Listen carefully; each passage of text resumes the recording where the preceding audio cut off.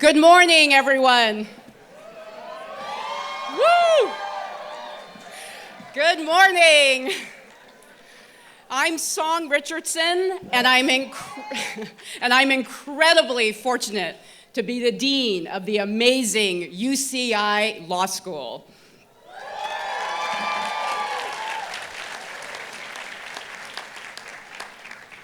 We are here today to bestow the degree of Juris Doctor and Masters of Law on 155 wonderful individuals.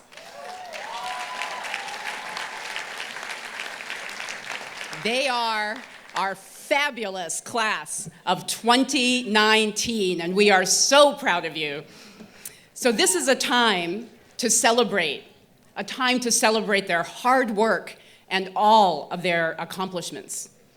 But this is also a big day not only for you, our graduates, but also for all of the people who are here today and those who aren't, who encouraged you, supported you, and we can say likely endured you along the way. So I would like to ask all of the members of the class of 2019 and all of the people on this stage to give a warm round of applause to everyone that helped bring our graduates to this point.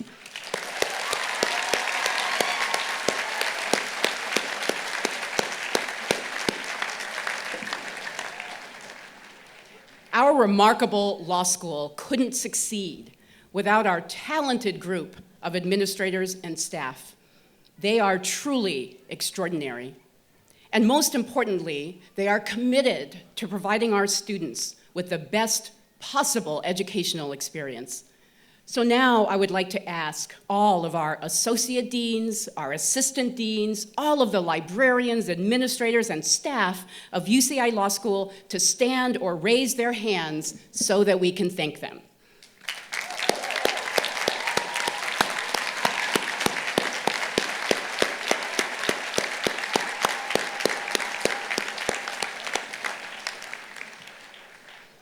And ultimately, the quality of any law school is the product of two key components: the students and the faculty.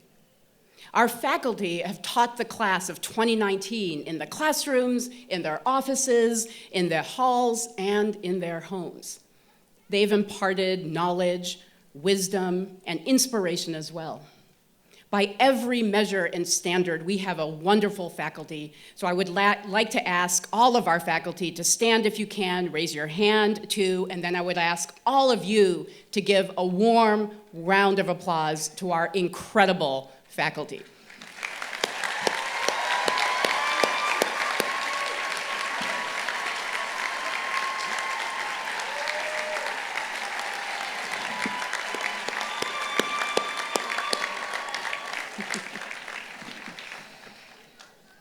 By any measure, our law school is succeeding beyond all expectations. And above all, those most responsible for our achievements and our success have been the chancellors and the provosts of UCI. They have provided the support and the resources that have been essential to our success. So the first individual I'd like to welcome to the stage or to the mic is the provost and executive vice chancellor of UC Irvine, Enrique Lavernia. But let me tell you a bit about him before you clap. So Enrique Lavernia, our provost, is an accomplished scholar, including being a member of the prestigious National Academy of Engineering and the National Academy of Inventors. Among his many accolades include receiving the 2018 Distinguished Engineering Educator Award by the National Engineers Council, the 2016 Alexander von Humboldt Foundation Research Award, and the Leadership Award from the TMS Society. In 2015, he was inducted into the Hispanic Hall of Fame by the HEE-NAC Great Minds in STEM. On a personal note, I'd like to thank the provost for always being there, whatever time in the morning and whatever time in the evening I call him to seek his counsel. And since I became the interim dean and then the permanent dean, his support of the law school has been unwavering.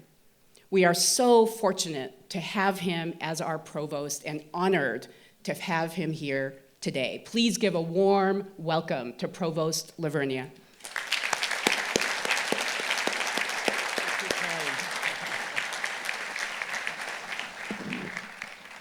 Thank you, Dean Richardson, for that warm introduction.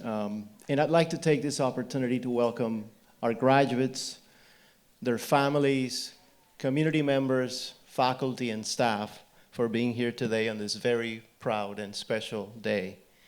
It's an honor and a privilege to share this day with all of you, and I am absolutely pleased to be here.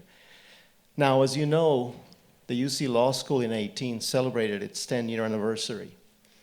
And oh my, have they accomplished so many things in just a short 10 years.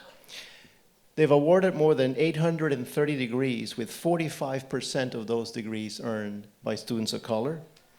100% of our UCI law graduates participate in clinics where, under the supervision of the faculty, they get hands-on experience by offering legal representation in a range of important areas such as civil rights, immigrant rights, and many other community concerns. More than 90,000 pro bono hours have been served by our students. That's amazing.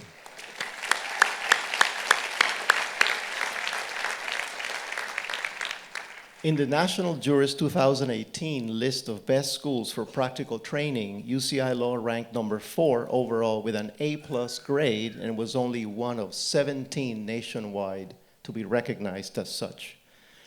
UCI ranks number 8, yep, that deserves an applause. UCI Law ranks number 8 in the US in a recent ranking of student placement by the prestigious Federal Judicial Clerkships, and number 2 amongst California law schools. And more recently, US News & World Report ranked UCI Law number 7 in clinical training in 2019. And you know what the best part is? We're just getting started.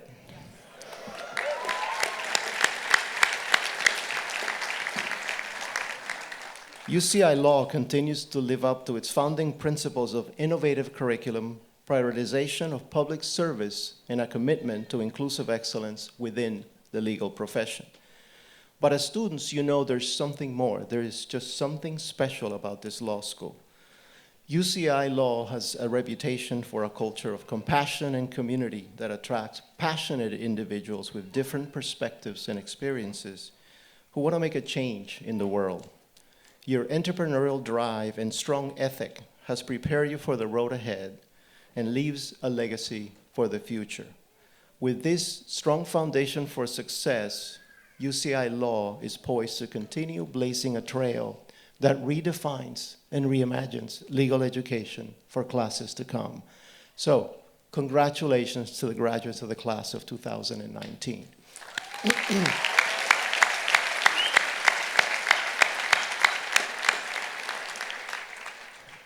It is now my honor and my privilege to introduce our next speaker, Cecilia Estolano, who serves as a regent of the University of California and has served as president of the California Community College Board of Governors and many other important boards and commissions. Cecilia is a leading expert on contemporary urban planning issues with experience in economic and workforce development, land use, environmental equity, and urban revitalization for cities and communities across the country. Cecilia, thank you so much for being with us today on this special day.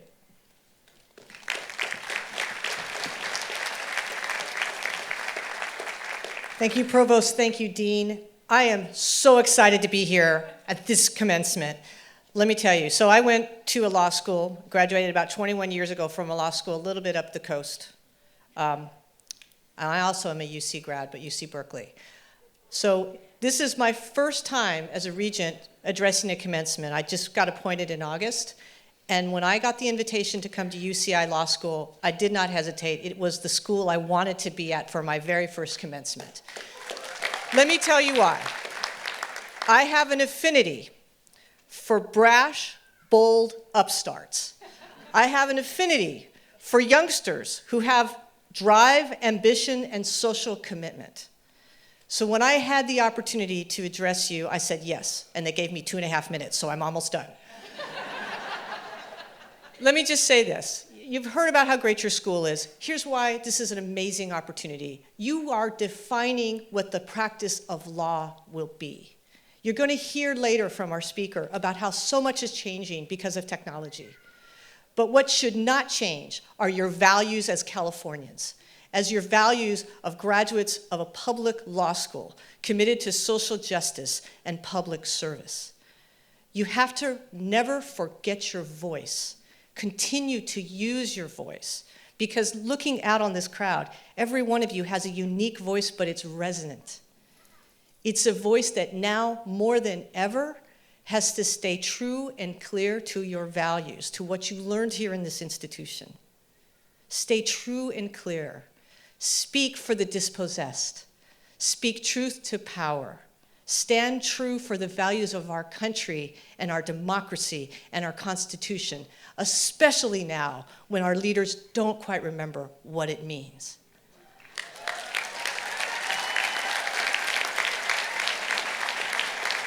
So, 21 years ago, I don't even know who our commencement speaker was. You won't remember me.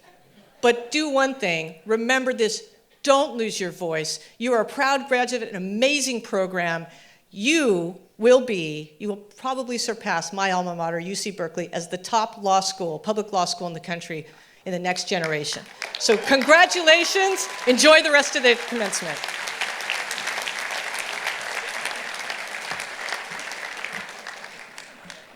I would like to thank both the Provost and Regent Estelano for those incredible and powerful words. I know that they resonate with our entire community. So it's our tradition to have the graduating students choose a classmate to deliver remarks. This year, we're graduating our second class of 13 LLM students, and they have chosen Juldis Trimova and Yiting Liu as their speakers. Let me tell you a little bit about both. Ms. Trimova completed her law degree with honors at Taraz State University in Kazakhstan and her MBA at the International Business Academy. She currently works as the executive director and board member at JSC State Annuity Life Insurance, where she oversees 3 departments. Ms. Liu recently completed her Bachelor of Law degree from Guangzhou University Sontan College. She was the lead debater in the 4 College League debate competition and was chosen as the best debater for 2 consecutive years at the Law Department's Moot Court competition. Please join me in welcoming Ms. Trimova and Ms. Liu.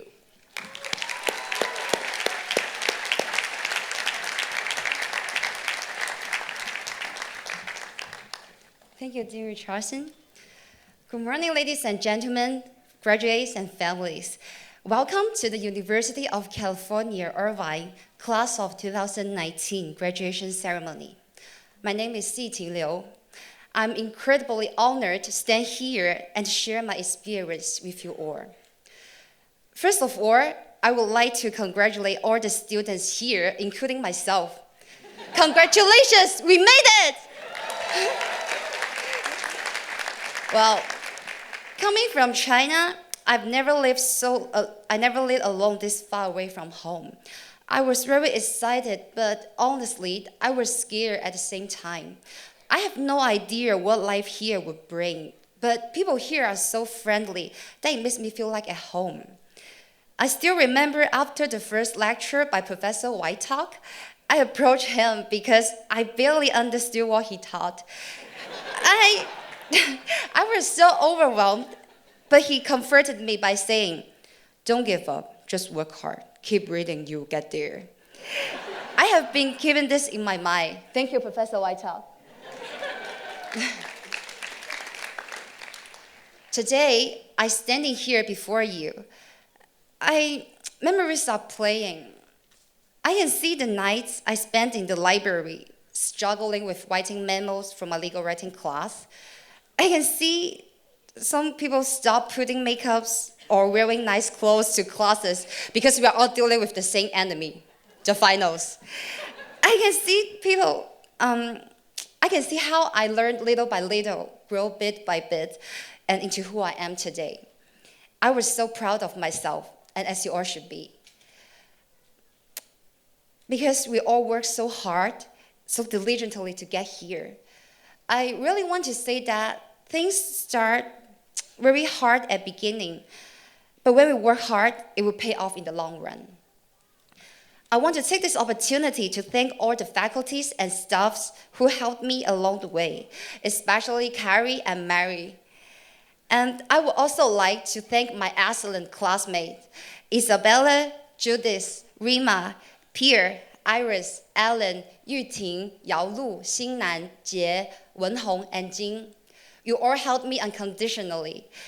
I will, and I hope you all will offer a hand to others in the future, because helping one person might not change the whole world, but it could change the whole world for that person. Thank you.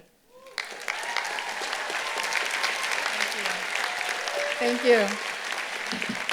Hello, dear friends. First, I would like to acknowledge the amazing students and teaching staff here in UCI School of Law. There is a very welcoming atmosphere here and a great sense of belonging to a community. Everyone has established a diverse network of friends and colleagues. UCI School of Law has provided us with such high-quality legal education. It is an honor for us to be taught by professionals who are on the leading edge of their particular sphere of law and legal research, and who have been able to share with us their amazing experience, knowledge, and wisdom. We have all received great benefit from their support, advice, and guidance, as well as teaching ability, especially in relation to the more complicated areas of law. I think the ethos of this law school needs to be mentioned because UCI School of Law supports not only intellectual development, but also the importance of professionalism and emotional intelligence. The workshops provided really do prepare students for their future careers as lawyers. Recently, a graduate from another university made a joke in his graduation speech about Google and the fact that it helped him to study and finish his degree. However, sorry Google, I don't think that it works for law students. Even in an era where technology and the internet play such a major role in the learning process, we felt the support and encouragement of our professors, classmates, and staff. This and hard work, what students need to succeed in law school. Once again, I would like to thank all the guests for being with us today. Also, thank you to Dean Son Richardson. Thank you to Assistant Dean Carrie Hornsby and Administrator Mary Germain, esteemed professors, all the faculty, administrative staff, classmates, and our families. I want to owe the debt of gratitude to my family, to my parents, to my sister and my brother, and to my husband, Nariman, to my wonderful sons, Alim and Alain, who, in spite of their young age, supported me all of this year, all of these months, just by being so obedient and thoughtful. Yeah. All of your support has prepared us so that we can provide the best possible service to our communities around the world. Before we embark on our next part of our respective journeys, I would like to leave you with words of Judge Sandra O'Connor, who said, "Do the best you can in every task."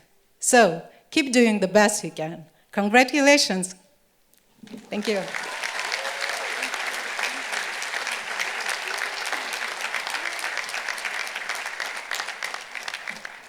Thank you so much for those powerful words. It is our tradition to have the graduating JD students choose a classmate to deliver remarks. And the class of 2019 made a very wise choice and selected Rodney Leggett.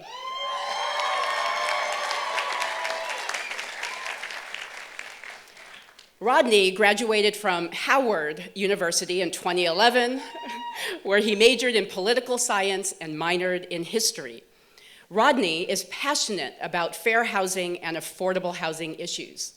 Before starting law school, Rodney completed an AmeriCorps term of service in the South Bay, San Diego region, where he worked to secure housing for low-income and homeless families. While at UCI Law, Rodney used his legal training to fight against housing discrimination. As a legal intern with the HIV/AIDS Legal Services Project at the San Diego Volunteer Lawyers Program, he provided direct services to low-income clients who needed assistance keeping their homes. After law school, Rodney will serve as a law clerk for Judge Miranda Dew of the Federal District Court of Nevada. On a personal note, I remember Rodney as a 1L student in my statutory analysis criminal law class, where he impressed me. And now, or I guess no longer, he served as my research assistant this year, and his passion, his intellect, and his commitment to public service are second to none. And I can see that you can see why his fellow students chose him to speak today. So please help me give a warm welcome to Rodney Leggett.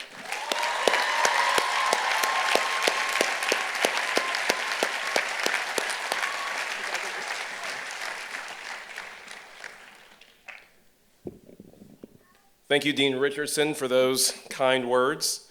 Your brilliance and strength are a source of inspiration to us all. To our keynote speaker, Kriti Sharma, Provost Lavernia, Regent Estelano, UCI Law faculty and staff, family and friends, good morning. Good morning. No, thank you. And to the UCI Law class of 2019. Yeah.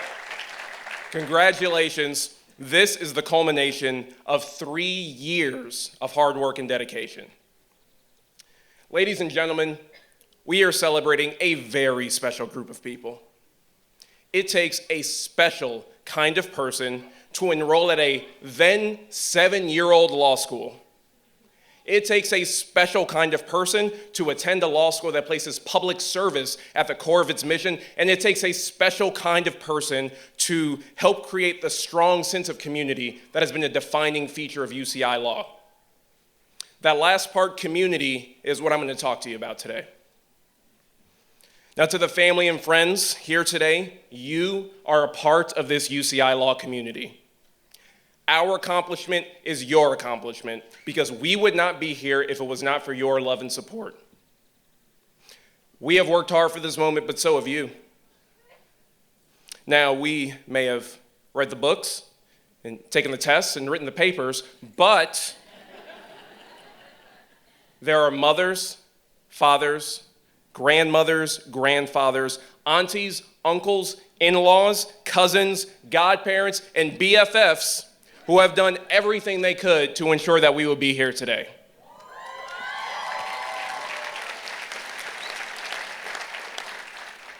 Now, tomorrow is Mother's Day, so let's take a moment to acknowledge all of the proud mothers who are with us here today, whether physically or in spirit.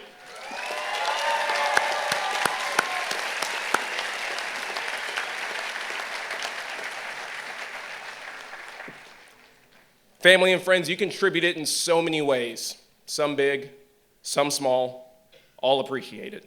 So on behalf of my class, thank you.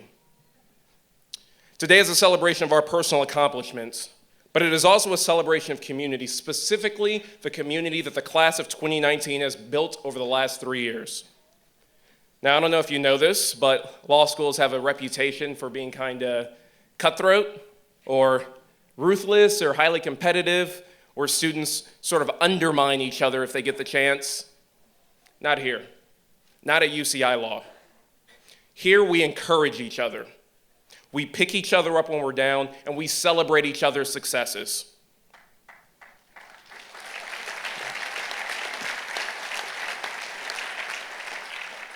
Our sense of community is so strong that it is encapsulated in a saying that defines our unique values. hashtag so UCI law. Now, the class of 2019 embodies the so UCI law spirit because since day one, we've been committed to making our law school experience as enriching and enjoyable as possible. Now, we've shown that commitment in many ways, sharing outlines with a classmate who had to miss class for personal reasons, taking on a little more clinic work to support a colleague who's swamped with projects, having a classmate babysit so that you can finish a paper, or having a classmate slide you notes when you get cold called on a bright, early Friday morning after bar review. Sorry about that, Professor Telesh. Parents, ask your grads about that one after. Our sense of community extends beyond the classroom, whether it is having long political discussions in the courtyard, decompressing at a friend's house after a difficult final, or finally winning a UCI intramural flag football game after our team, the Judicial Benchwarmers, lost 4 games in a row. We're academics, we're not athletes, but we kill it in bar trivia. Now, these experiences and countless others build and sustain this UCI law community, and regardless of where we end up, we will be bringing that sense of community with us. I am so proud to be a part of this community, but, when I first started law school, I was not sure if I would belong. I mean, let's face it, the statistics say that I should not be here doing this today. Not that I shouldn't just be up here speaking to you all, but that I shouldn't even be graduating from law school. The reason for that is that people of color, and men in particular, are one of the most underrepresented groups in law schools throughout this country. And while I know the legal profession is my calling, there are times when I felt the weight of being in a space that traditionally was not meant for me. And I know that I am not the only student who at one time or another felt that weight. Many students here, myself among them, are the first in our families to graduate law school. Yeah, we can.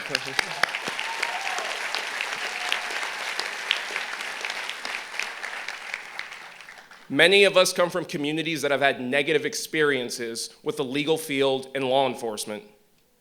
Many of us had never even met an attorney who looked or spoke like us. And once we began law school, we had a host of new challenges to confront. The pressure that comes from not wanting to let your family down because they worked so hard so you could have this moment.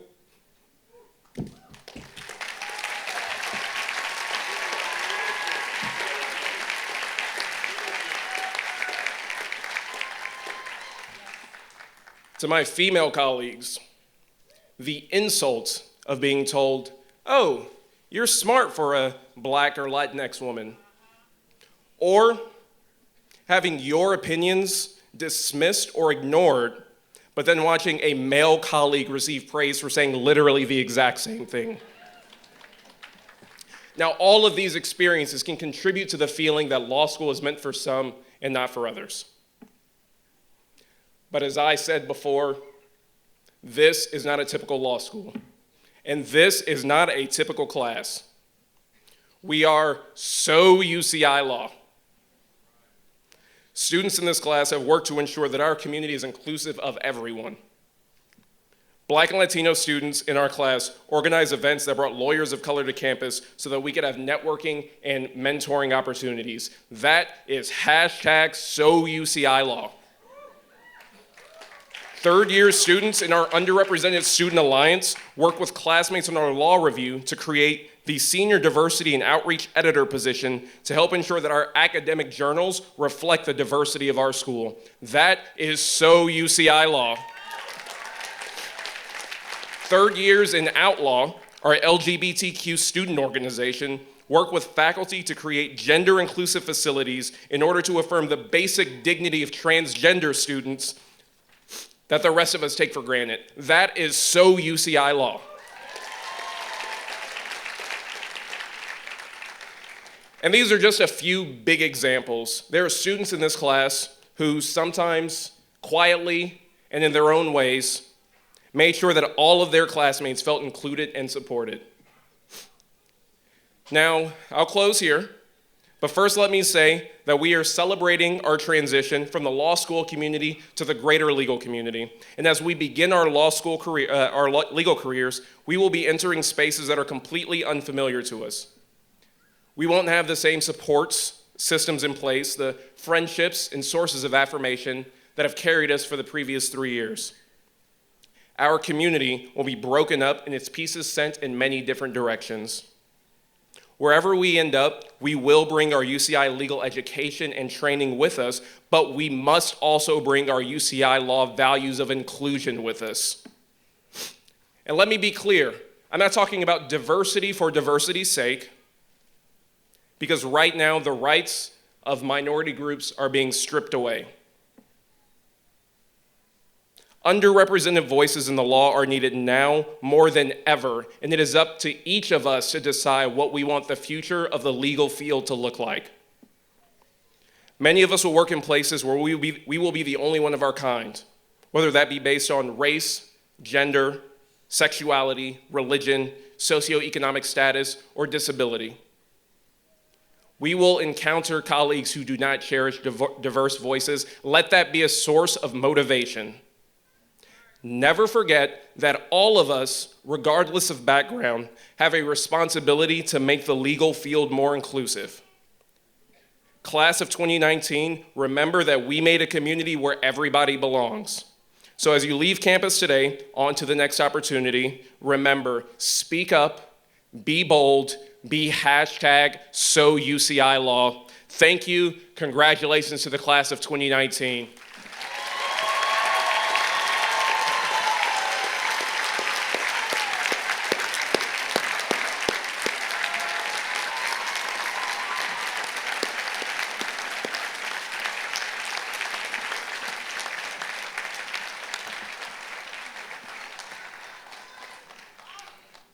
If you didn't understand it before, you understand now why the class of 2019 chose Rodney Leggett as their class JD speaker.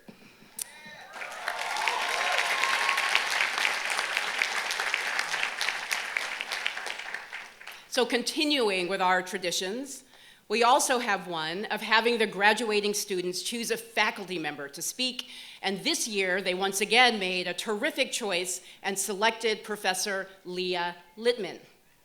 Let me tell you a bit about her. So Professor Littman researches and writes on constitutional law with a particular focus on federalism and federal post-conviction review. Her work has been published in law reviews at California, Michigan, and Virginia, among many others. After graduating from Michigan Law School, she clerked for Judge Sutton on the U.S. Court of Appeals for the Sixth Circuit and Justice Kennedy on the U.S. Supreme Court. Following her clerkships, she worked at Wilmer, Cutler, Pickering, Hale, and Dorr, where she specialized in appellate litigation. Professor Littman was also a Clemenco Fellow at Harvard Law School. Professor Littman maintains an active pro bono practice.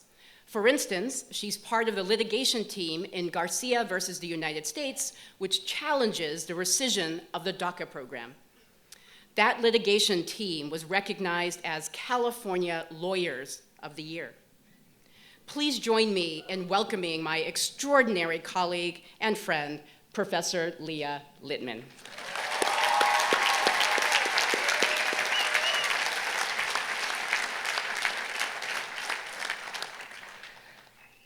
Thank you so much. It's a great thrill for me to be speaking to you, the very first class I taught at UCI. I can't promise there will be no cold calling in this speech, though I will do my best to avoid it. What I want to try and offer instead is a cautious congratulations. Congratulations on joining a profession that will offer you the tools and the credentials to do just about anything you want to do. Members of the legal profession have gone on to become presidents, senators, Supreme Court justices, and other leading figures in American history. But the congratulations I offer is cautious because, as any student knows, not all presidents, not all senators, and not all Supreme Court justices have gone on to do great things. Many of them have fallen well short of even doing good.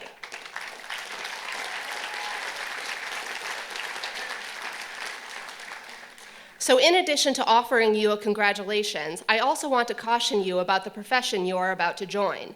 It is important that you make the profession and the credentials and power it offers work for you and your ideas about justice, not the other way around. Do not let the legal profession's comfort with the status quo and clubby networks shackle you to the way things are and prevent you from doing good, from doing justice in this world.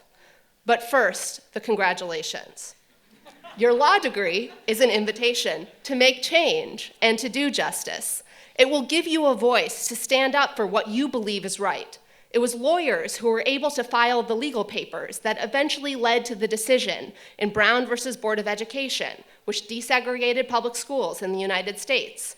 It was lawyers who stood up for women's ability to own property and to exist in the workplace without fear of sexual assault or sexual harassment.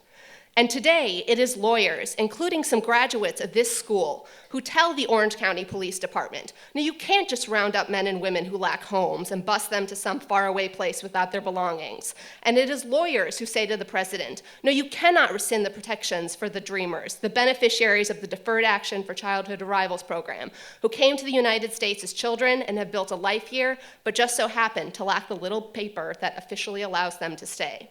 People will listen to you because you are a lawyer, and people will respond when you go off to court and file a lawsuit. Your degree empowers you to seek justice on behalf of those who have been denied it. But as all of those examples also illustrate, your degree also allows you to do harm and to provide reasons why justice should not prevail. There were lawyers, there are lawyers on the other sides of those cases too.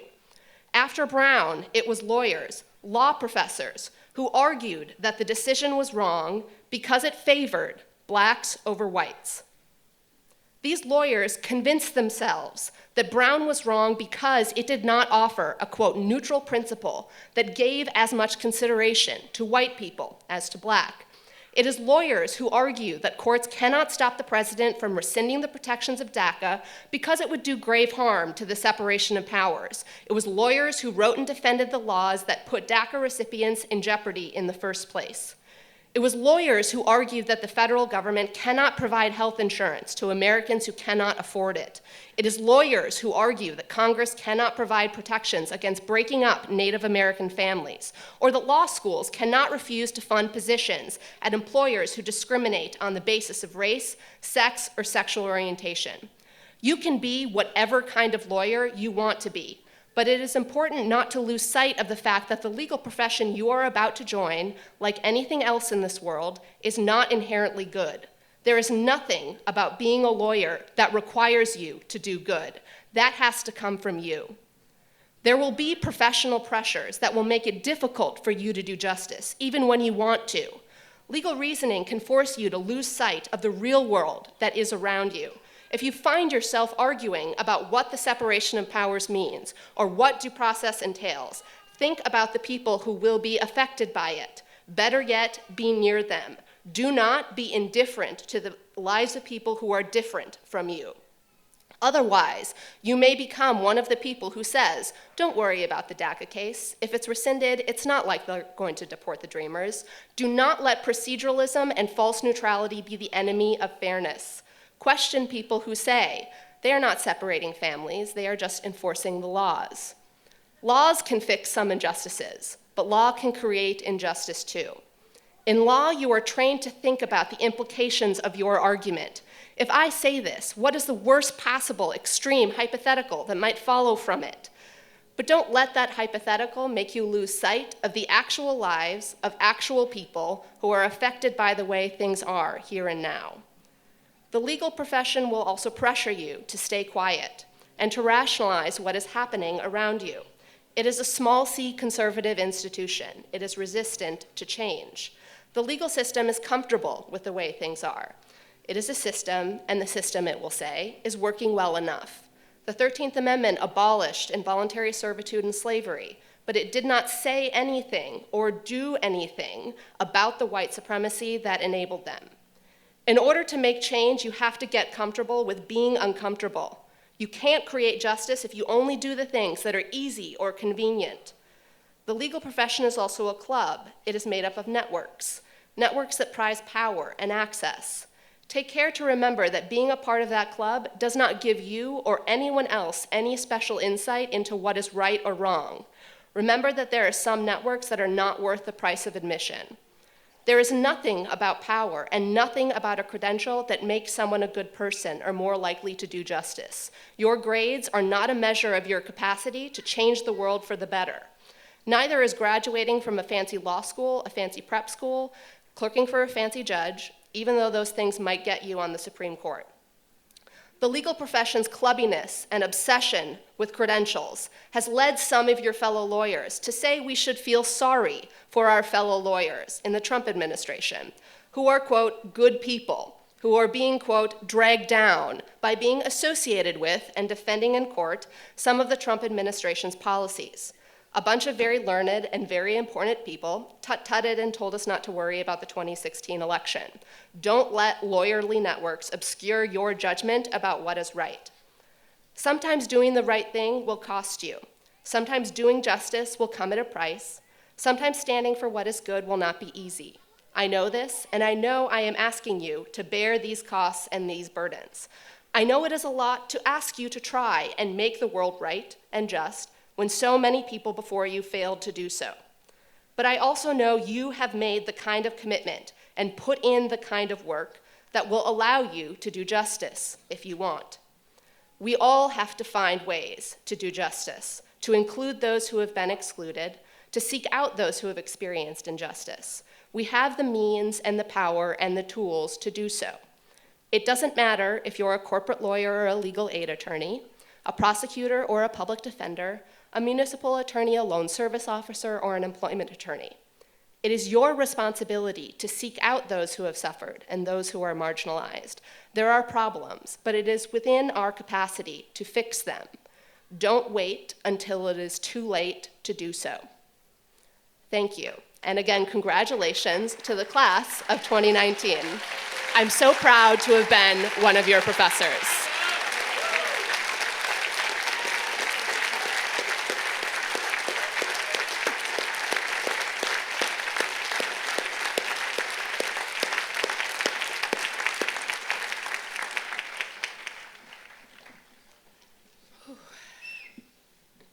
Thank you so much. It is a tradition at commencement to invite a person to share some inspiring words with our graduates, and we've already had such inspiring words by all of the speakers that we've had thus far. And now I'm thrilled to introduce Kriti Sharma. So Ms. Sharma, let me tell you a little bit about her first. So Ms. Sharma creates artificial intelligence technologies to help address some of the toughest social challenges of our time, from domestic violence to sexual health and inequality. Ms. Sharma is the founder of AI for Good, an organization focused on building scalable technology solutions for social good. In 2018, she launched Rainbow, which is a digital companion for women facing domestic violence in South Africa. This service reached nearly 200,000 conversations within the first 100 days, breaking down the stigma of gender-based violence. In 2019, she collaborated with the Population Foundation of India to launch an AI-powered digital character named Dr. Sneha in order to engage young people about sexual health, an issue that's still considered taboo in India. Ms. Sharma was recently named in the Forbes 30 Under 30 list for advancements in AI. She was appointed as a United Nations Young Leader in 2018.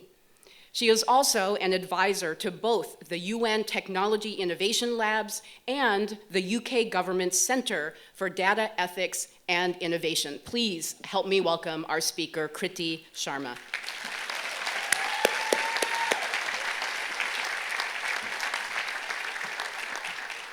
So I need some personal boost here. I've heard that you're barely going to remember your commencement speaker. And since I arrived here from London last night, 5 people have asked me about Brexit. So how about we start with a massive congratulations to the class of 2019.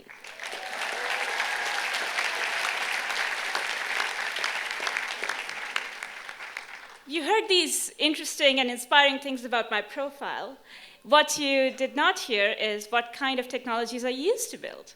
The first robot I ever created was when I was 15 years old, and it solved a very important problem for the world. It fetched Snickers, the chocolate from the snack bar at 3 p.m. every day. And that was my introduction to technology. I do better things with my life now.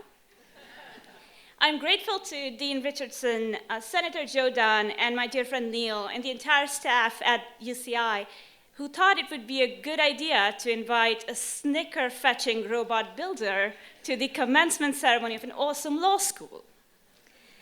Students, parents, families, friends, graduates, faculty, staff, and people who just like to come to these kind of things, it is a great honor to be here. And I want to seize this opportunity and this moment for something that my profession needs. I'm a computer scientist and AI technologist, and somewhere along the line, we've kind of lost our road with ethics. And so I'm here to speak to you amazing people who are deeply grounded and principled in your approach to help guide the way. Let me tell you a little bit about my most recent robotics project. I am building this new robot. It's 4 feet tall. It lives with me in my flat in London. I also have a boyfriend who lives with me, and they're not the same. This robot is connected to the internet. It's always learning new things, and it has become quite a popular thing in the neighborhood. So whenever I travel back, I come to the US quite a bit, and this is why the immigration guys were not very happy with me last night. But whenever I go back, the kids get interested, and they want to come back and hang out with the robot who lives with a weird girl. A few months ago, they came and hung out with it, and they asked the robot weird questions, like who's the Prime Minister of the United Kingdom, and it said it's Theresa May. Great answer so far. And then they asked, who's the President of the United States? And the robot said, the President of the United States is Donald J. Trump. God help us.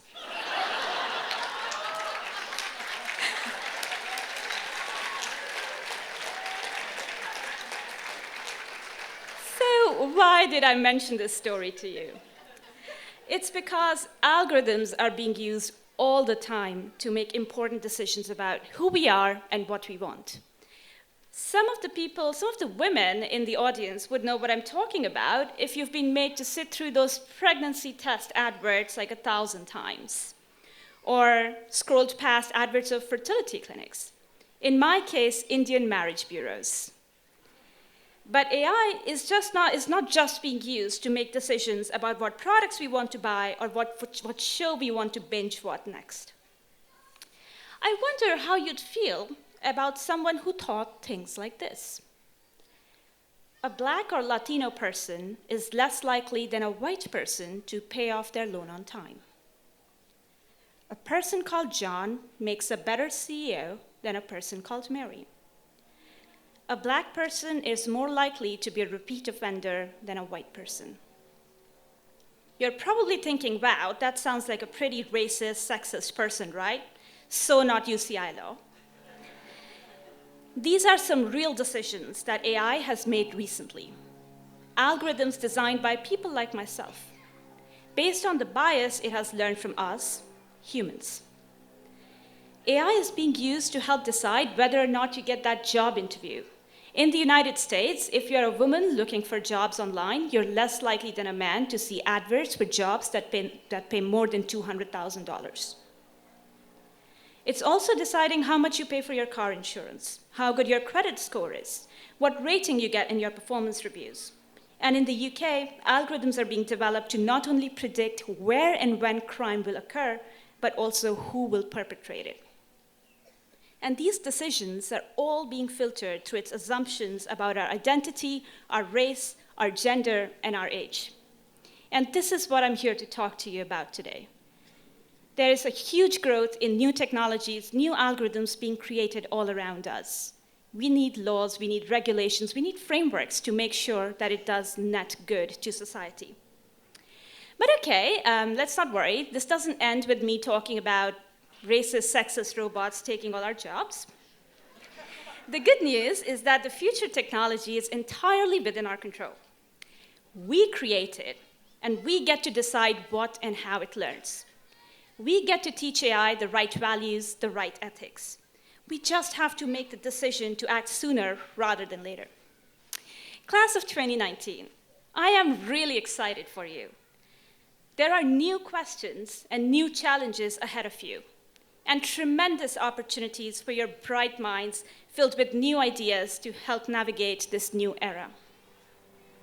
We are living in times that need urgent change.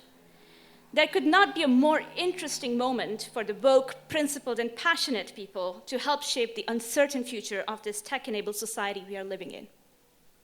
Just last year, Saudi Arabia gave citizenship to an actual robot, at a time when citizenship means so much to many people who are displaced and vulnerable, and in a country with an inhumane track record of women's rights. In the last 12 months, hundreds of people have been killed or seriously injured in mob lynchings in India, following misinformation spreading through WhatsApp. And yet, the question of accountability, responsibility, and safety of these digital platforms remain unanswered and even evaded. And lastly, there is a crisis of trust as we are questioning whether our democracy has been hacked. And therefore, we need strong ethical leadership, frameworks, legislations, regulations to make sure that, yes, we create new innovations, but also protect human rights in an increasingly automated way. So I propose a human rights-driven approach to technology, a world where professions such as yourself comes together with technologists like myself. And also because the future of society should not be designed by geeks like me. We need teams of lawyers, activists, anthropologists, writers, designers, coders to come together. We need people who can write and tell stories. We need people who can solve problems and not just be fascinated by technical puzzles. We need people who have faced different kinds of challenges. We need people who can tell us what needs to be fixed and help us find ways to fix it. I once told a dear friend, Senator Joe here, that I think if there were different people in those rooms who are making decisions about where to invest in AI technology, the answer would not be self-driving cars. Because when people from diverse backgrounds come together, and when we build things in the right way, the possibilities are limitless. And you are the ones who will make this change happen. But it's not always going to be easy. We heard from the previous speaker that the UCI law has a great tradition of diversity and inclusiveness, and the culture is very communal. I want to share a little bit about my own story of why I am also an unlikely person to be standing here today and talking to you guys. Like most people in computing and technology, I often contribute to open source code online and collaborate with other people on projects to show my expertise and offer it to others. And I found when I logged on with my own face and my own name, I often get questions like, what makes you qualified to talk about this topic? What makes you think you know AI? So I thought, oh, okay, interesting. I have 2 degrees in computer science, but never mind. I changed my profile picture to that of a cat with a jetpack on it, because I'm cool. And this time, all of those questions went away, and I could actually get some work done. My code was accepted a lot more times. A cat has more credibility than a girl in computer science with 2 degrees. So it's not always going to be easy. It's going to be a challenge to be different, to be principled, to be someone who cares about social justice and look different than everyone else. The only advice I can give you is don't do what I did. Don't fake yourself into a cat with a jetpack on it. But find a community of like-minded people. Find those who will lift you up. You have incredible tools at your disposal to achieve positive impact at scale. So think big. Collaborate with people beyond your field.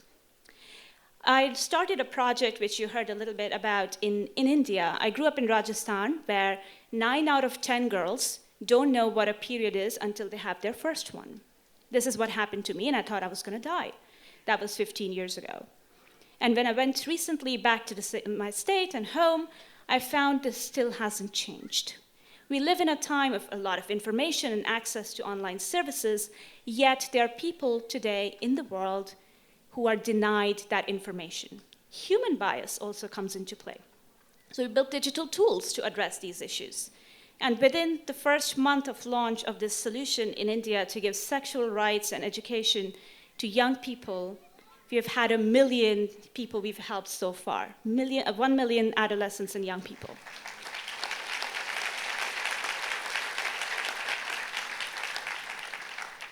That's something I could not have achieved by myself. And it's a combination of people from diverse backgrounds coming together and shaping a solution that works for society. There's another interesting example of technology for social impact, closer to home, right here in Orange County. The Zero Abuse Project is an AI tool that evaluates the risk factors to suggest potential predatory behaviors in people. And now imagine the kind of tools that you could be using to progress your work in the legal sector, where technology becomes an aid to progress human rights. I'm sure in the next couple of days, there will be another story about a robot getting citizenship and machines taking all our jobs. Maybe a robot will run for president, might not be a bad idea. But I feel incredibly positive about the future.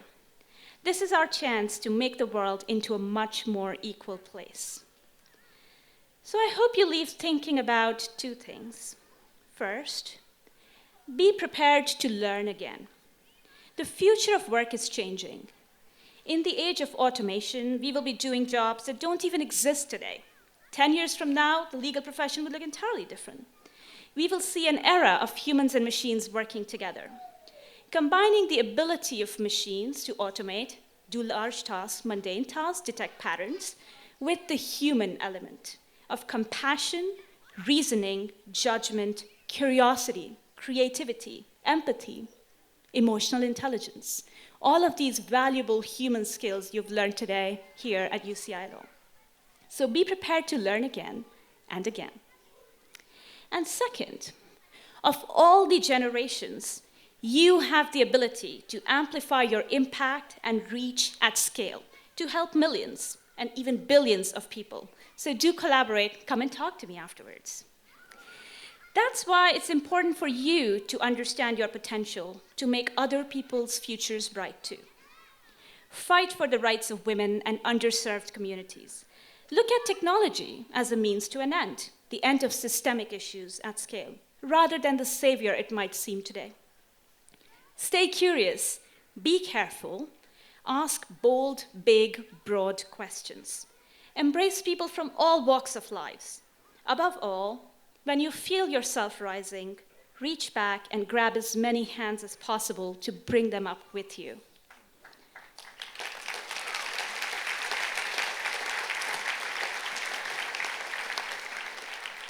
Oh, and remember to make sure when the robots do take over, at least they're nice. So, class of 2019, congratulations.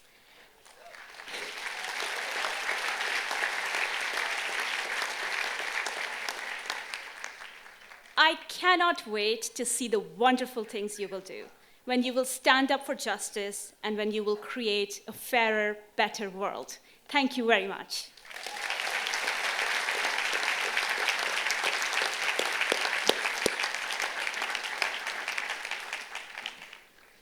And now the moment we've all been waiting for. Provost Lavernia, will you please join me?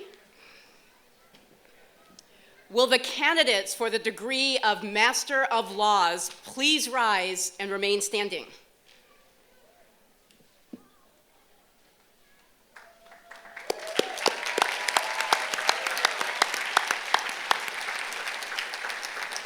Provost Lavernia, we have learned with them and from them. We are proud that this group will go on to serve as the international face of UCI law as we continue to expand our global reach. Provost Lavernia, I present to you Master of Laws Class of 2019.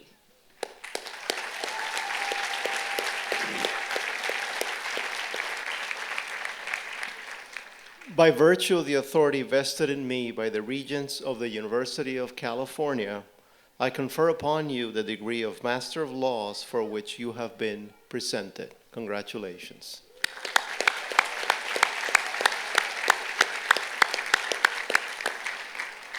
Please be seated. We will now recognize each degree recipient individually. I'll ask each member of the class to come forward as Assistant Dean Hornsby calls your name. I will then have the great pleasure of congratulating each of you. You can have a seat.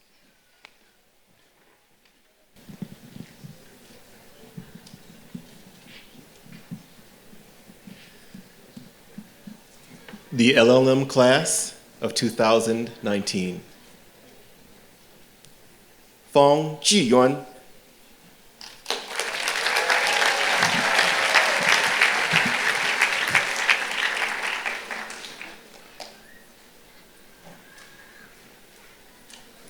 Isabella Harut Yunyan.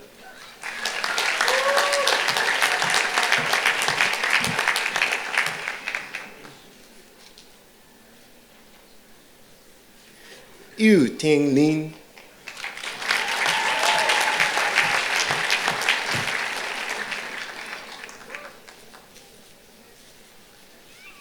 Jie Liu.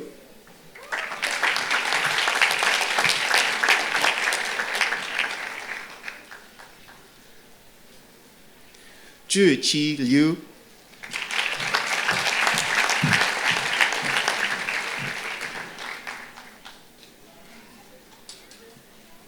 Liu Yiteng.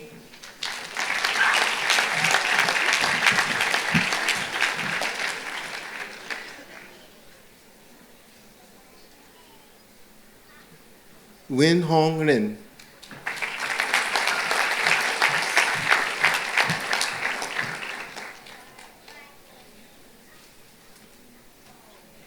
Judith Trimova.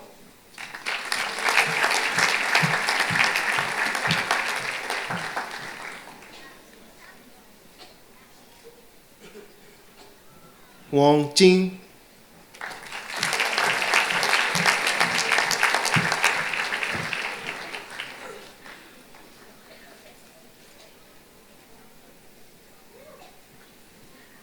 Yao Lu Wang.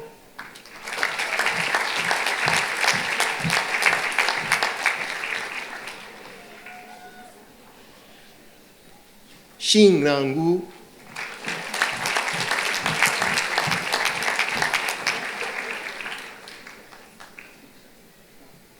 Pilju Yun.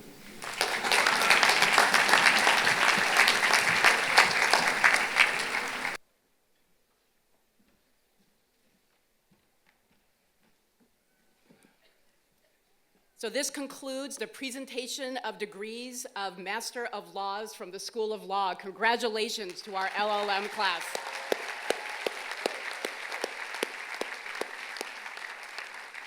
Provost Lavernia. I would now like to ask the candidates for the degree of Juris Doctor to rise and remain standing.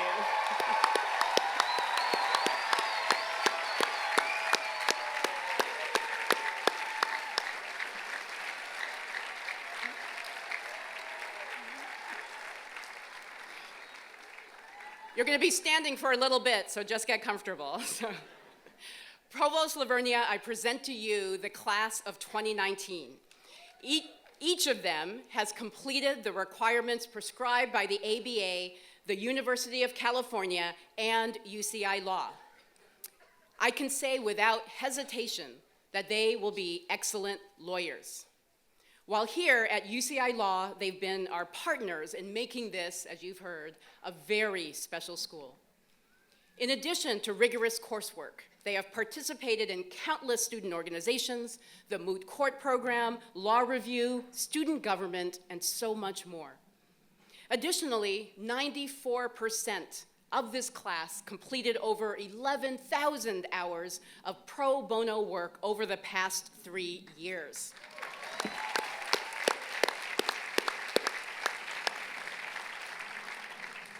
Their advocacy includes working for asylum seekers and refugees, helping victims of domestic violence, advocating for the disabled and the elderly, providing tireless service on the Transgender Legal Assistance Project, and providing legal services to active duty military and their families, to name a few.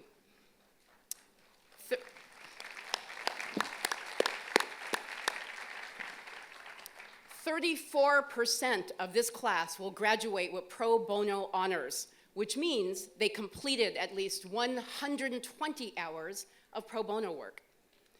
25 students will graduate with pro bono high honors, meaning they completed over 200 hours of pro bono work. And 5 volunteered 300 hours or more, and 1 student volunteered more than 400 hours. In fact, Julia Jones volunteered 490 hours, more than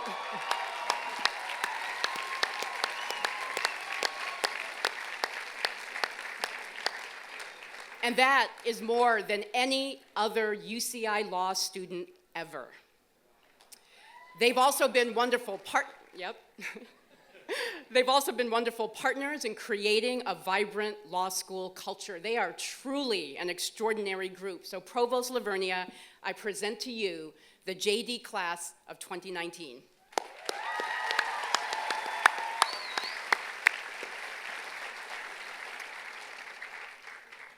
By virtue of the authority vested in me by the Regents of the University of California, I confer upon you the degree of Juris Doctor for which you have been presented. Congratulations.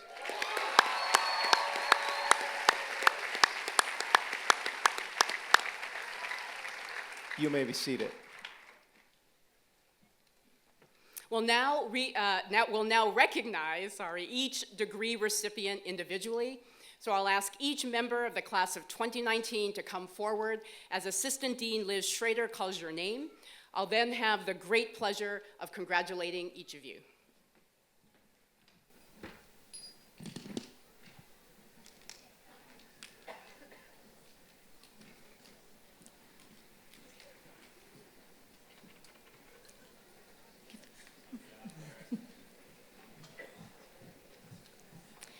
Amy Yu.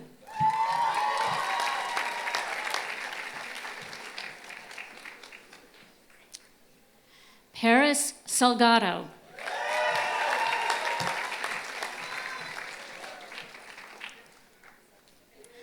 Margaret Chow.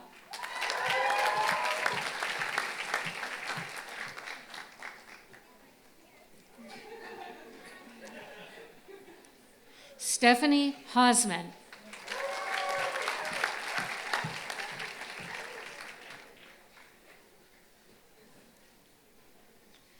Pavan Kang.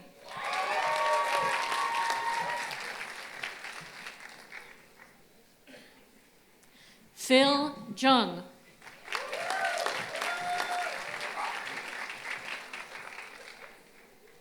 Evan Bueller.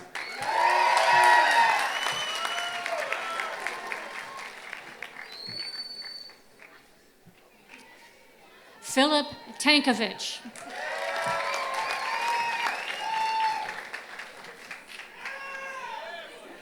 Reese Foster.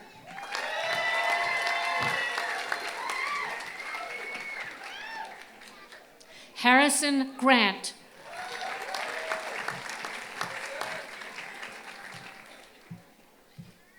Shane Djokovic.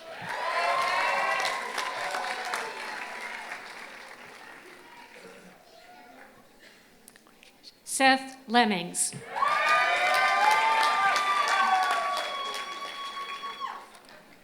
Emily Asgagne.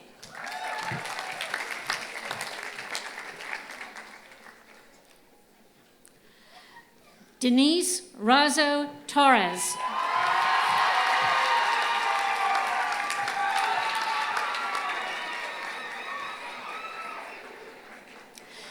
Courtney Glaze Mepfumo.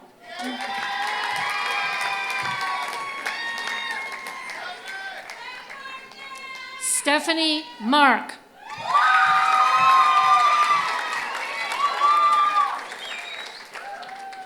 Mike Glenn.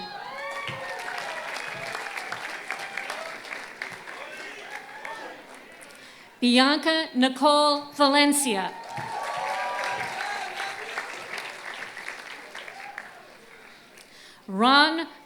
Juan Ramon Garcia.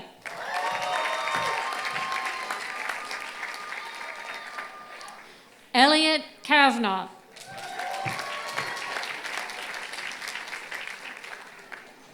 Dylan Bakert.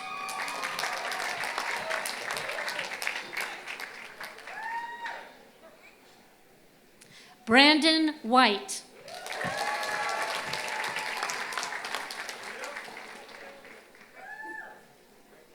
Caspian Nash.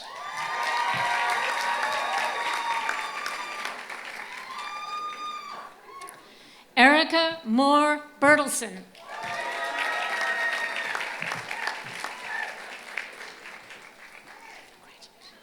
Julia Jones.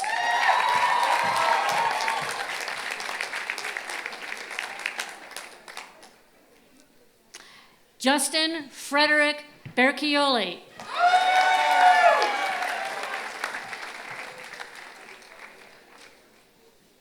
Edward Alexandrovich Danilian.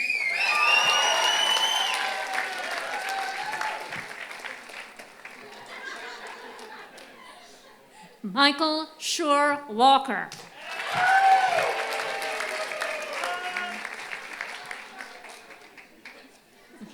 Peter Constable Alter.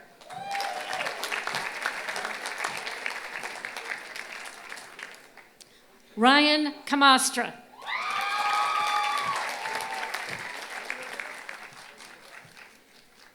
Brandon Lee Rubin.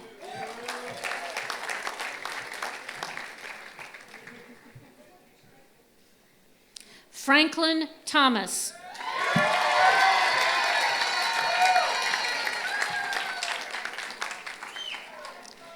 Christopher Williams.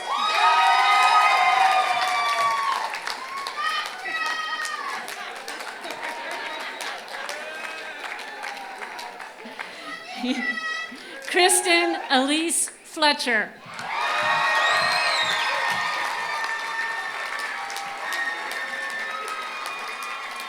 Atia Myers.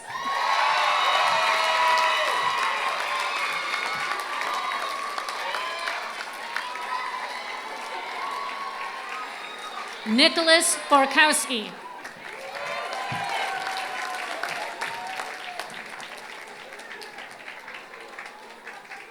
Julia Gaffney.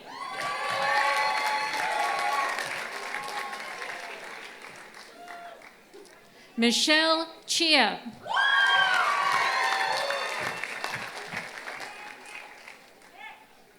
Nikki Alami.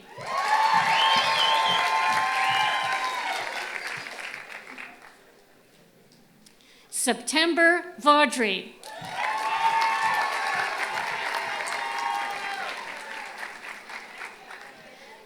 Nicole Carbonelli.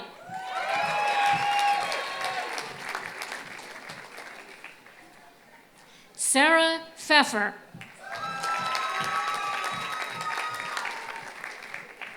Sarah Rayouf.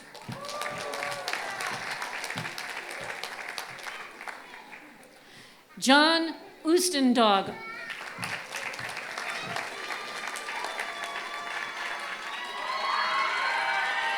John Keeney.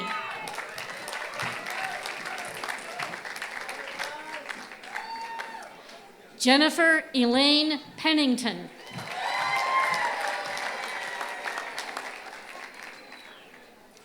Amber Hundley.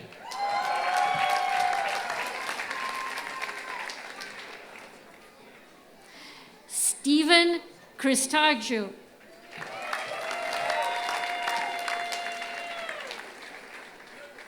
Emily Engler.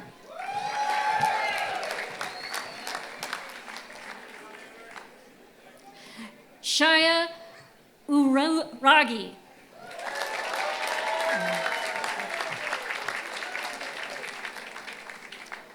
Anne Osborne.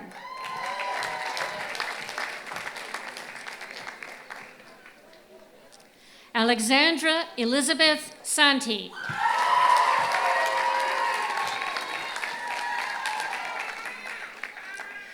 Mona Godarzi.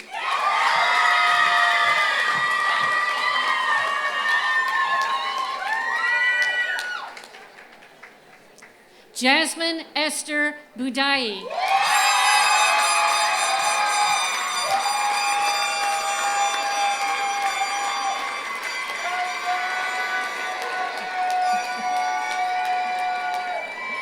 Layla Rashid.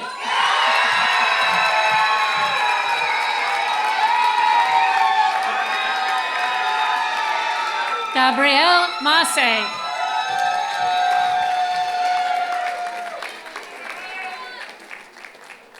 Molly Brooks.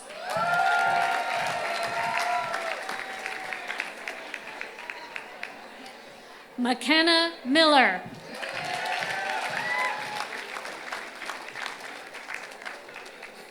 Sarah Mycause.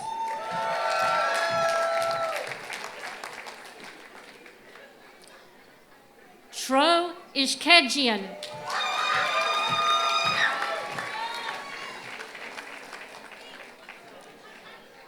Hagob Nazarian.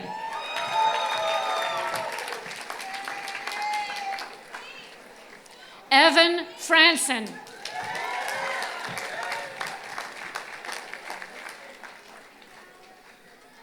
Jasmine Nickelberry.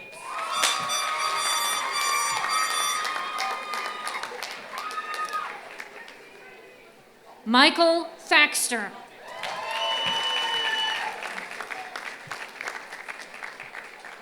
Chaplain Carmichael.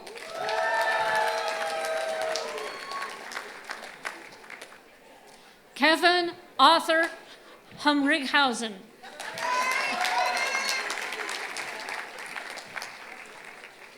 Tony Boswell.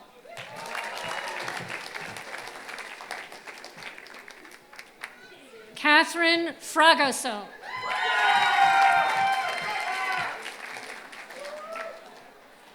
Charlene Sun.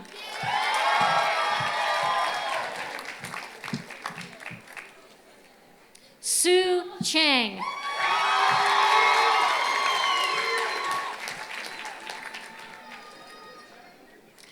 Emily Satifka.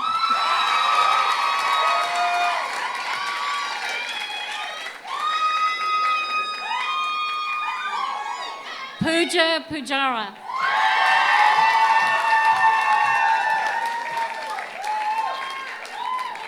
Monica Chapa.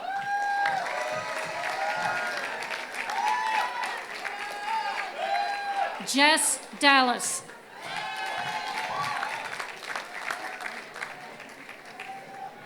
Katie Friesen.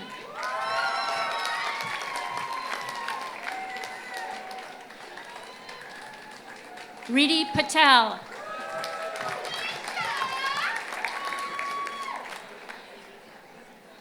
Valentina Pulanina.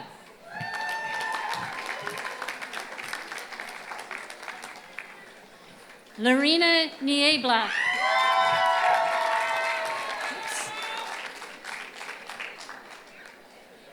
Ashley Yee.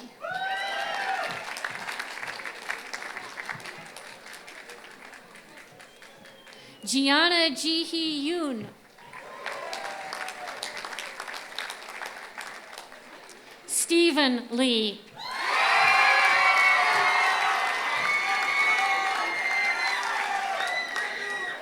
Cecilia Choi.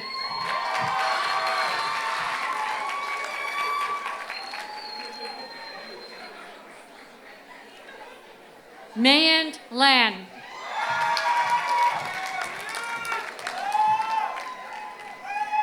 Jake Stonich.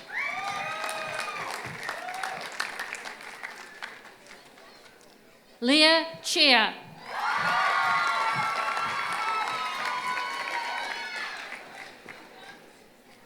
Jaquisha Scott. Jaquisha Scott.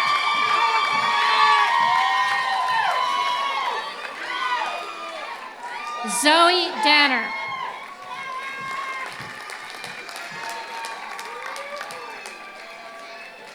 Denise Soto Solis.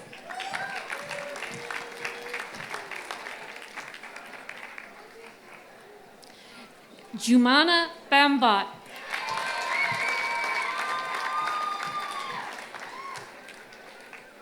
Caitlin Rice.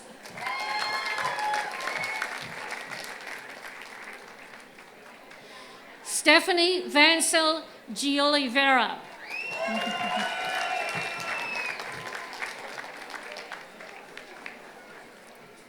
Andrea Penango.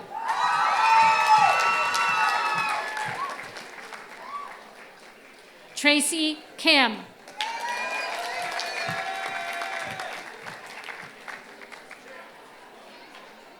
Fernez Selassie.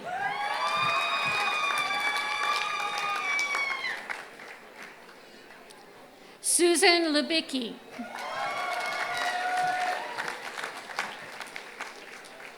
Cesar Santiago.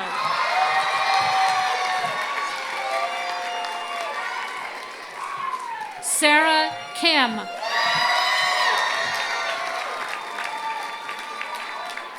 Olivia Durnell.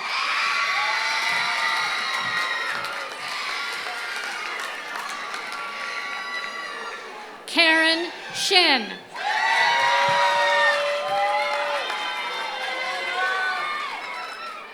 Andrew Huang.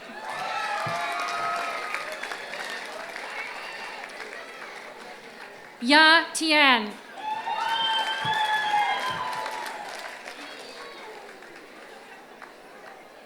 Sabrina Vanderlinden Gonzalez.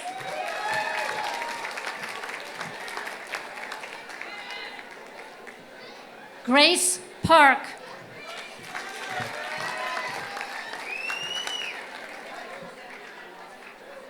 Cameron Ashley Sheldon.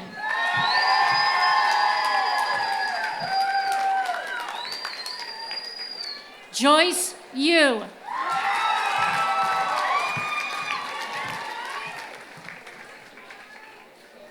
Catherine Rice.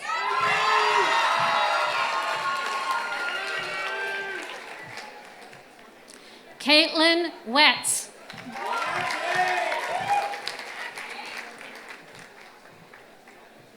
Chris Smallwood.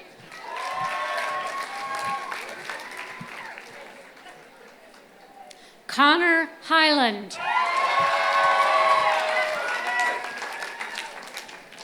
Tyler Steinhardt.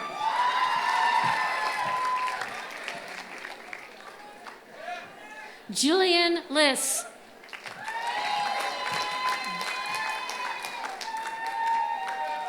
Peter Bay.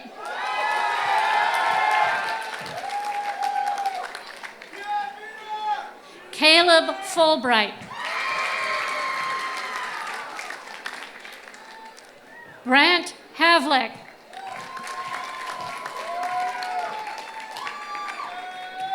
Peter Puyan.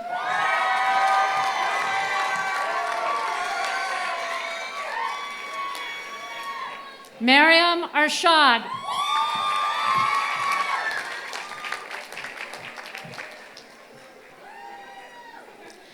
Saraf Bedin.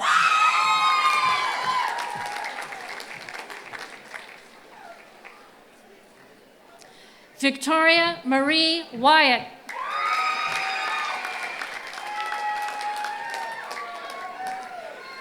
Deshani Senevratni.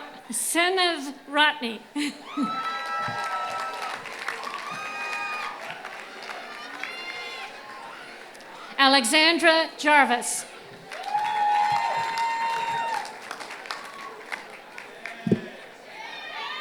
Xavier Webb.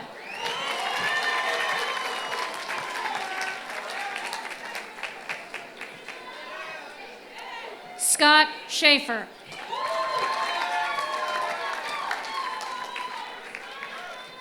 Dennis Ryan Wiseman.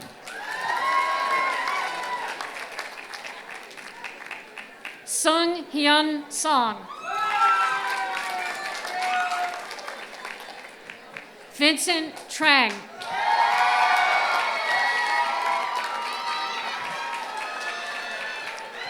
John Silverman.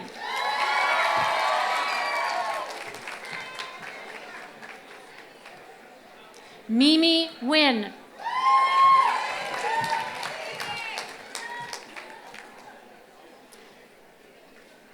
Samantha Abraham.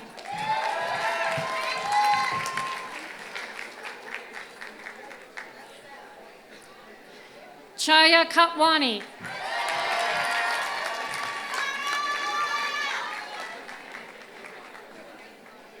Tara Teagarden.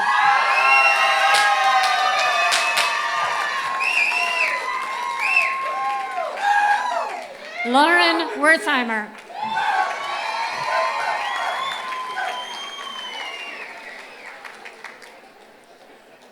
Samantha Savoni.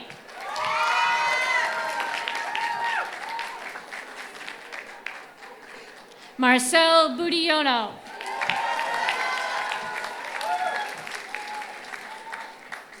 Bernice Alicia Brown Diaz. Carrie Hughes.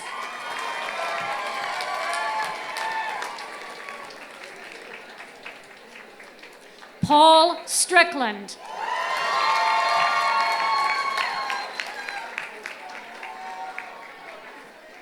Kevin Hashimian.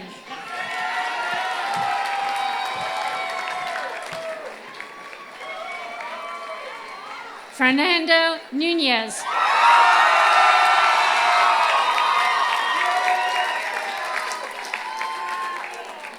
Desiree Murray.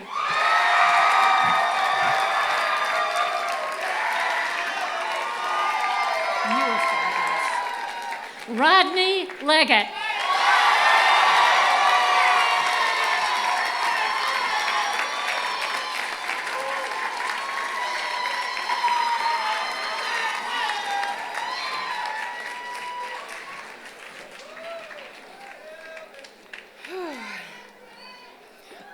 Let's give another warm round of applause for our wonderful UCI class 2019.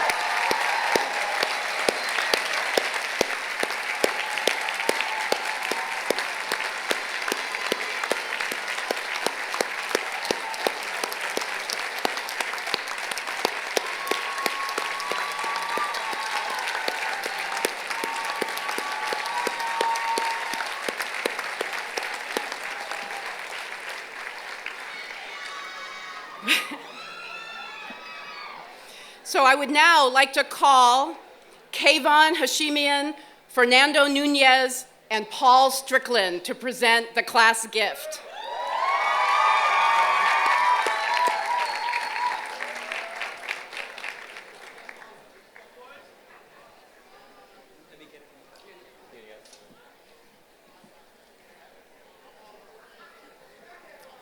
All right, guys, we're almost done. So we are your 3L class representatives, and part of our duty this year was to present the class gift to the school. The class gift, in essence, is a thank you. A thank you to all the opportunities we had at this school, from the facilities, the faculty, the professors, the staff, all of it. And we had to think, how are we going to take this gratitude that we have and give it back to the school? And of course, the simple answer was money. So, but not just any kind of money. As great as opportunities were at this school, I think, and Rodney was talking about it, the other speakers were saying it as well, is that our greatest strength comes from each other. So when picking a class gift, we wanted something that would go ahead and benefit future students, because we knew that if you have some sort of financial burden or any sort of disincentive to come to law school, hopefully this class gift will help future students be more motivated, be more encouraged to go ahead and enter the legal profession. So I'll hand it over to Paul. Good morning, everybody. Our class decided to donate to two funds. We've, as Kayvon said, invested in the future of our own class and our students. and we've decided to donate our gift to the Public Interest Law Fund and the UCI Law Scholarship Fund. So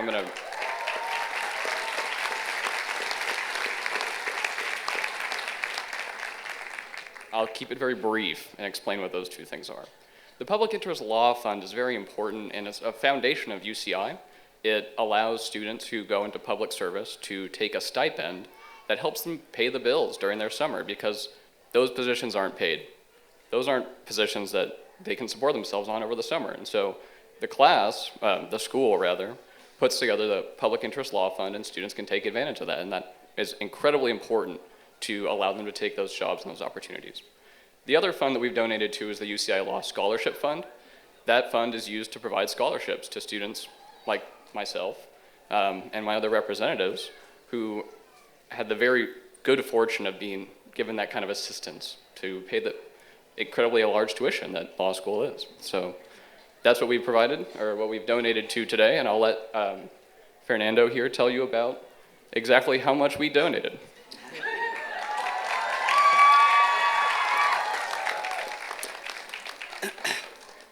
You know, the class of 2019 elected us three to serve as their representatives, and mainly because we were the most popular in the class.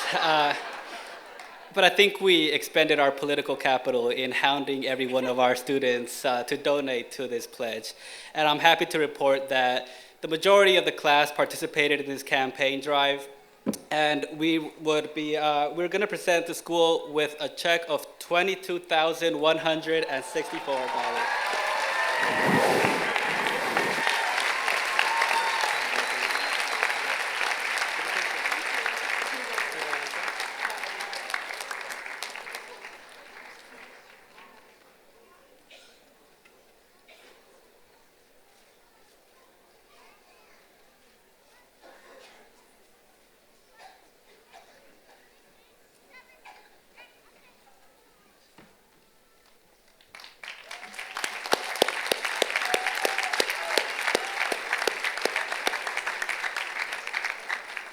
Thank you so much, class of 2019, for that incredible gift. Thank you very, very much. We will use it well to build our community here. So on behalf of UCI Law, I want to thank the class for its generous gift, but also the very many people who worked so hard to plan this event. I especially want to thank John Duwong, Mary Germain, Kyrie Hornsby, Anna Iliff, Jenna Jones, Jimmy Lee, Garth Revtiak, Liz Schrader, Colleen Tarakani, our student workers, Coral Barrera and Mei-Ling Wu, UCI Media, and especially Jillian Henry for their tremendous efforts to make this event so special. Please give them a hand.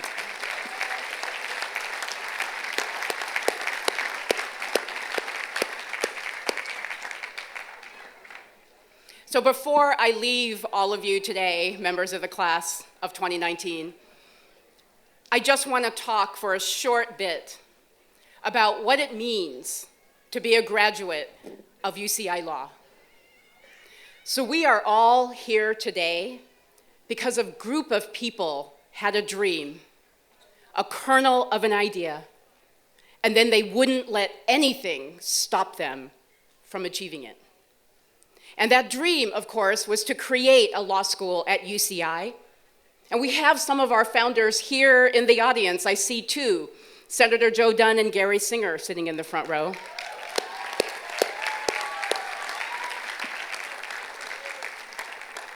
It's because of them and other founders like them that we have this incredibly special school.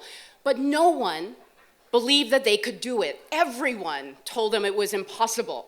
But they had the grit, the resilience, the determination, and they did it because, as we know at UCI Law, hard is not impossible. And their grit and strategic risk-taking set the tone for our culture, and that is what UCI Law is all about. And that same spirit of innovation, resilience, and grit defines our founding faculty and our founding staff. Each one of them left either their top 20 schools or their comfortable positions to join UCI Law because they believed that we could create something special here. And then our inaugural students, and I see some of them in the back, our inaugural students did the same thing. They were risk takers, they had grit, they had determination, they believed in public service, and they came to an unaccredited law school to help us build the incredible community that we have here today. And it's that commitment to public service, it's that grit, that determination, that resilience that defines the hashtag #SoUCI Law spirit. That spirit has been here since the beginning. It's embodied in all of our faculty, all of our administrators, all of our alumni, and now, of course, it's embodied in all of you. It is because of this mindset that we have achieved unprecedented success. So today, as we celebrate 10 years, I want to honor all of you. You are our 10th anniversary graduates. You embody everything that made us the school that we are. You are incredibly special.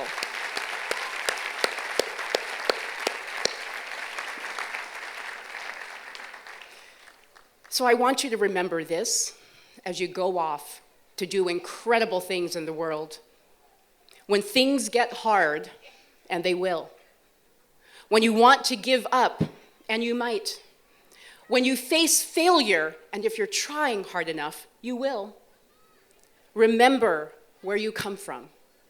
Remember your history. You are #SoUCI Law, and what that means is you don't give up, you take strategic risks, you learn from failure in order to succeed, because that is part of who we are.